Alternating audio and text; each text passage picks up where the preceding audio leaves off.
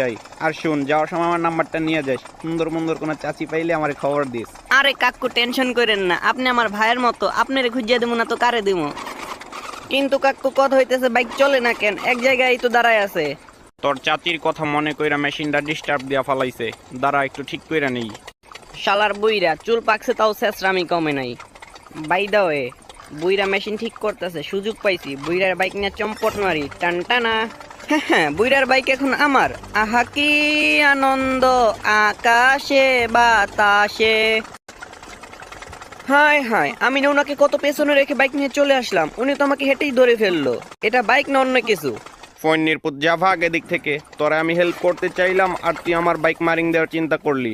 না, শালার শেষ আশাটুকুও শেষ হয়ে গেল। হ্যাঁ, আর আমার গার্লফ্রেন্ডের সাথে দেখা করা হবে না হয়ে গেল। এখন কি করা যায়? পাইছি, এই টয়লেটের ভেতর গিয়ে একটু রিল্যাক্স করা যাক। কেউ পানি নেয় না নাকি এখানে?